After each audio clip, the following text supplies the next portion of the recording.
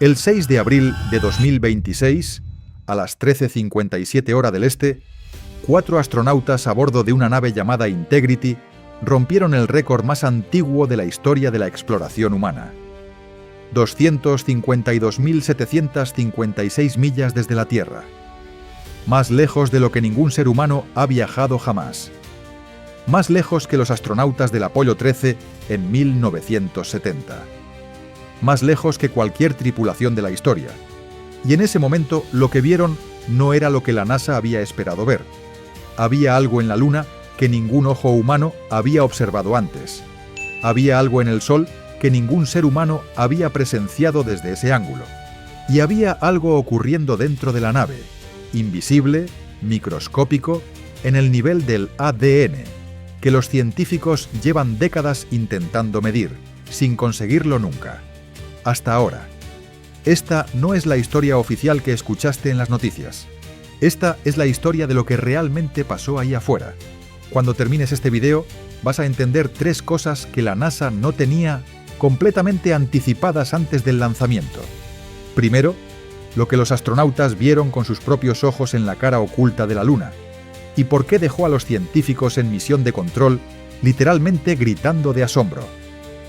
Segundo, el fenómeno solar que observaron desde un punto del espacio donde ningún humano ha estado antes, y lo que todavía no sabemos sobre él. Y tercero, el experimento más importante de toda la misión. Uno que no salió en portadas, pero que podría ser el descubrimiento más significativo para el futuro de la humanidad en el espacio, y cuyo análisis real, el que responderá la pregunta que los científicos tienen desde los años 60, todavía no ha terminado. Quédate. Porque lo que la tripulación trajo de vuelta con ellos no son solo fotos. Para entender lo que Artemis II encontró, necesitas saber una cosa sobre dónde estuvieron. La misión despegó el 1 de abril de 2026 desde el Centro Espacial Kennedy. A bordo, los astronautas de la NASA Reed, Wiseman, Victor Glover y Christina Koch, y el canadiense Jeremy Hansen. La nave, una cápsula Orion que la tripulación bautizó Integrity, Integridad. El cohete, el SLS, con 8,8 millones de libras de empuje en el despegue. El plan era simple en papel.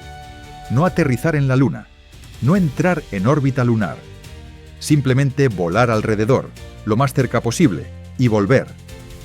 Una misión de 10 días de prueba para verificar que los sistemas funcionan, que los astronautas sobreviven y que la nave está lista para algo mucho más grande.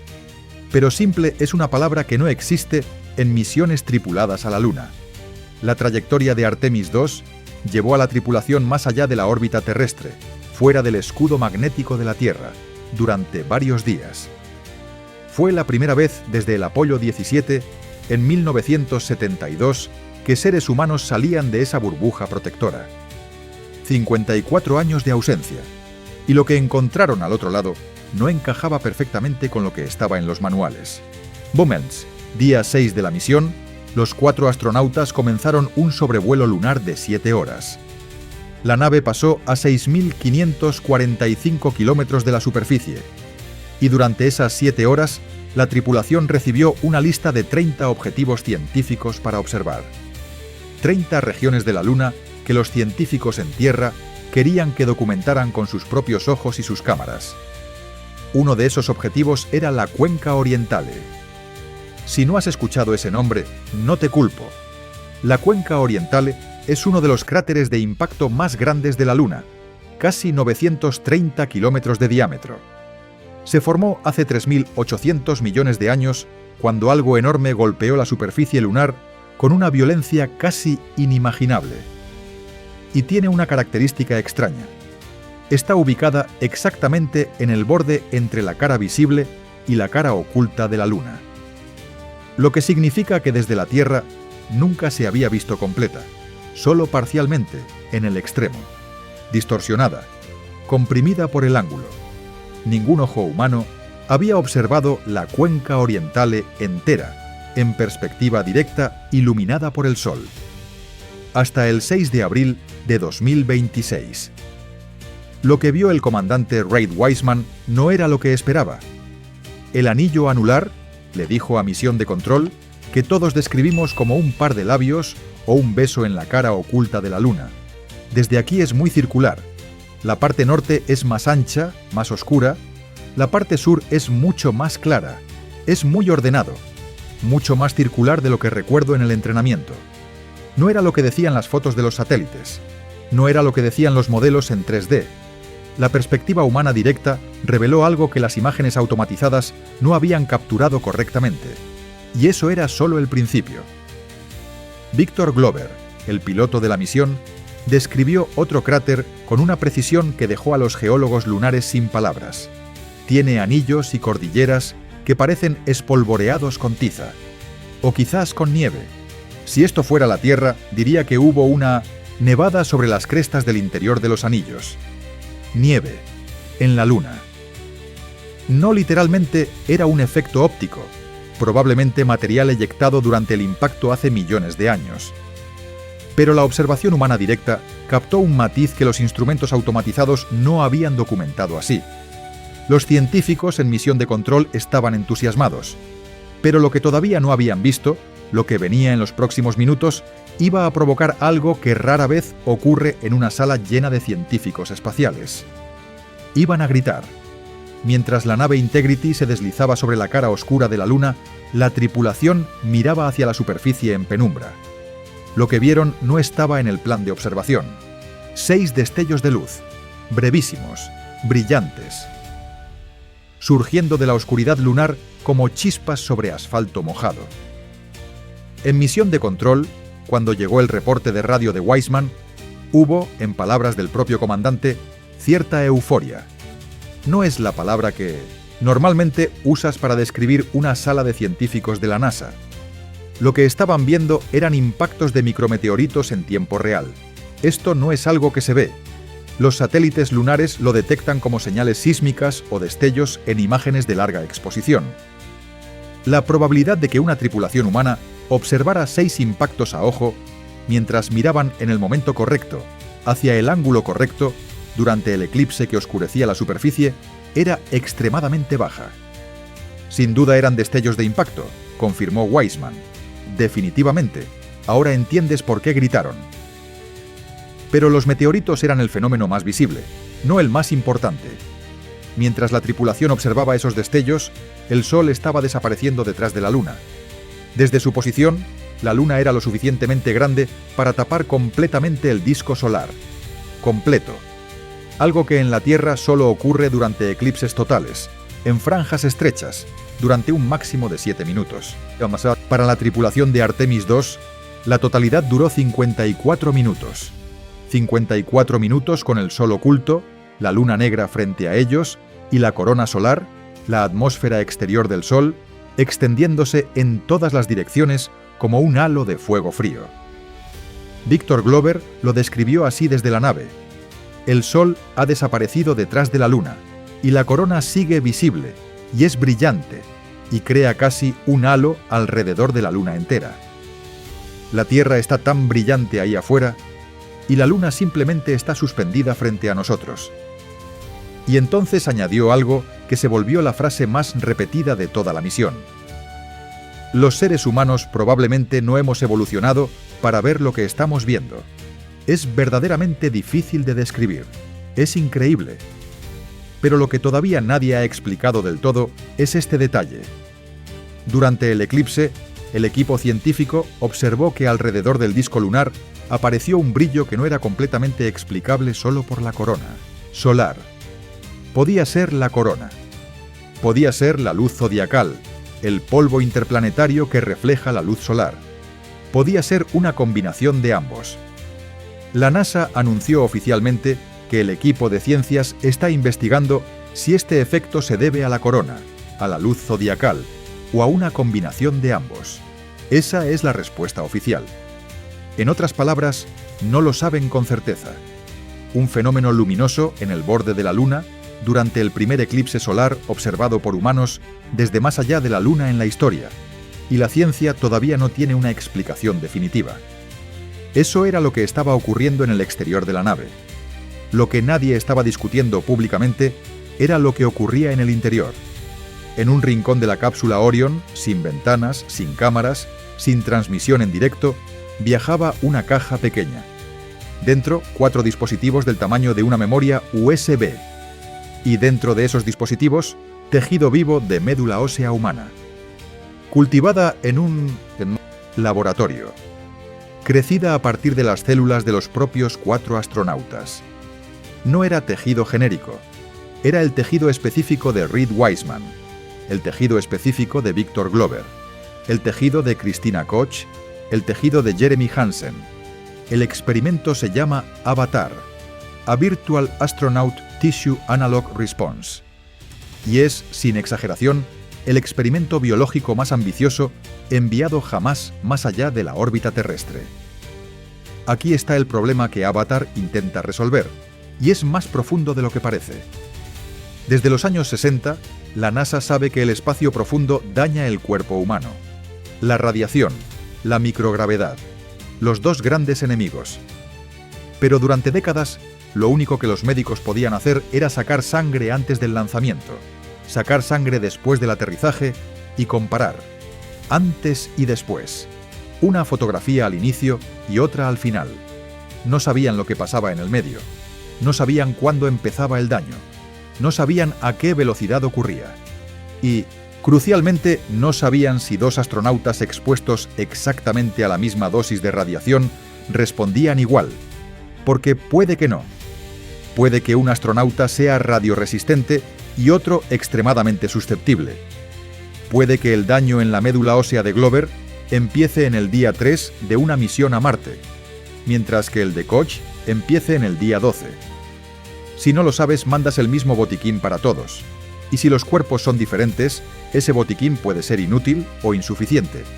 Avatar es la primera vez en la historia de la exploración humana que tenemos tejido vivo individualizado de cada astronauta, viajando exactamente la misma trayectoria que ellos, expuesto exactamente a la misma radiación, durante exactamente el mismo tiempo.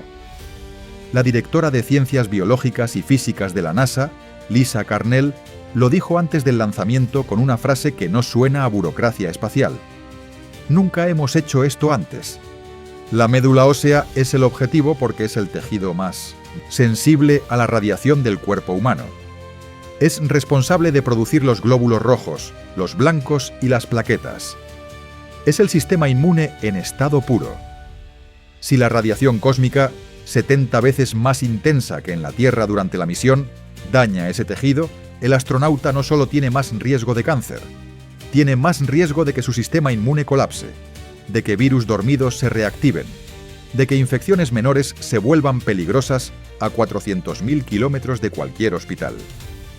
Los chips de Artemis II viajaron el mismo recorrido. 694.000 millas totales, 10 días más allá del escudo magnético de la Tierra, hasta 252.756 millas de distancia del planeta, y ahora están de vuelta en un laboratorio de Harvard. Cuando los investigadores terminen el análisis de secuenciación de ARN a nivel de célula individual, midiendo cómo cambiaron miles de genes dentro de cada célula durante el viaje, van a tener algo que la NASA nunca ha tenido: un mapa genético del daño de la radiación en tejido humano real, en tiempo real, individualizado por persona. Ese mapa no existe todavía. Los resultados tardarán semanas o meses en publicarse, pero lo que salga de ahí puede redefinir cómo se planifican todas las misiones futuras. No solo a la Luna, a Marte. El 10 de abril de 2026, a las 17:07 hora del Pacífico, la cápsula Integrity aterrizó en el Océano Pacífico frente a las costas de San Diego. Los 4 astronautas estaban en perfecto estado de salud. Eso, en sí mismo, era un resultado. La primera evidencia de que un ser humano puede salir del escudo magnético de la Tierra durante 10 días y volver sin consecuencias inmediatas detectables. No suficiente para planear Marte, pero suficiente para dar el siguiente paso. Pero lo que Artemis II dejó en la historia es algo más que récords. Dejó preguntas abiertas que no estaban en el plan. La cuenca orientale es más circular de lo que los modelos predecían. Eso significa que nuestros modelos de impactos lunares tienen errores. Errores pequeños, quizás, Pero cuando planeas una base permanente en la Luna y necesitas entender la geología de la superficie, los errores importan. El brillo en el borde del eclipse no tiene todavía una explicación definitiva. Puede ser trivial, puede no serlo. La corona solar es el componente más misterioso del Sol, más caliente que la superficie solar por razones que la física todavía no explica completamente. Y ahora hay datos de ese fenómeno captados desde un ángulo que nunca antes habíamos tenido. Los impactos de micrometeoritos observados a ojo desnudo fueron una sorpresa total. No estaban planificados. Ocurrieron porque la tripulación estaba mirando en el momento correcto. Lo que plantea una pregunta que los ingenieros de protección lunar no pasan por alto. Si en 7 horas de observación se detectaron 6 impactos visibles a ojo, ¿cuántos impactos ocurren en la superficie lunar que los sensores no registran? Y los chips de Avatar. Los resultados no están. Pero el director del Instituto Wyss de Harvard, el laboratorio que desarrolló la tecnología, lo resumió así: si el Avatar tiene éxito, la tecnología de chips de órganos podría ayudar a la NASA a desarrollar contramedidas que protejan a los exploradores espaciales de peligros potencialmente letales en el futuro. Potencialmente letales. No es retórica de marketing. Es lo que hay en juego para cualquier tripulación que viaje a Marte. Un viaje de 6 a 9 meses de ida, sin escudo magnético, sin evacuación posible, con una dosis de radiación equivalente a miles de radiografías. Si Avatar puede predecir qué astronauta es más vulnerable y qué tratamiento personalizado necesita, cambia la ecuación de toda la misión. Un detalle que las noticias no enfatizaron. Esta misión también incluyó los sistemas de medición de radiación más avanzados jamás enviados con tripulación humana. 6 sensores activos dentro de la cabina, un dosímetro personal para cada astronauta y un monitor alemán M42 con 6 veces la resolución de su predecesor en Artemis 1, capaz de detectar iones pesados considerados la forma más biológicamente peligrosa de radiación cósmica. Esos datos están ahora siendo analizados, y lo que revelen sobre la radiación en la trayectoria exacta hacia la Luna, no en simulaciones, sino en la trayectoria real, será el input técnico que determinará el diseño del escudo de la nave que lleve a la humanidad más lejos. Cuando el comandante Wiseman vio la cuenca orientale por primera vez, dijo algo que vale la pena recordar. Nuestros cerebros no están procesando la imagen frente a nosotros. Eso no es poesía. Es una descripción literal de lo que ocurre cuando la realidad no encaja con los modelos. Los científicos en Tierra tenían modelos, tenían imágenes satelitales, tenían años de datos, y aún así, la observación humana directa reveló detalles que los instrumentos no habían capturado. La nieve en los bordes del cráter, la circularidad precisa, los destellos de impacto, el brillo del eclipse que todavía no tiene nombre. Hay un patrón detrás de esto que va más allá de Artemis II. Cada vez que mandamos humanos a un lugar, encontramos algo que las máquinas no encontraron. No porque las máquinas sean malas, sino porque los humanos miran de otra manera. Hacen preguntas que no están en la lista. Conectan observaciones que los algoritmos no conectan. Wiseman lo vio. Koch lo vio. Glover lo dijo mejor que nadie antes de entrar en la atmósfera, mirando la Tierra desde 400.000 kilómetros. Nuestros cerebros no han evolucionado para ver esto. Y sin embargo, lo vieron. Y lo que vieron va a cambiar lo que sabemos. Si este video te abrió algo, una pregunta, una curiosidad, una inquietud sobre lo que viene después para la humanidad en el espacio, dale like. Es lo que hace que este canal siga haciendo este tipo de trabajo. Y si quieres el próximo video sobre lo que Artemis 3 va a intentar hacer en 2027, y por qué la NASA acaba de cambiar el plan, suscríbete. Porque esa historia también tiene giros que nadie esperaba.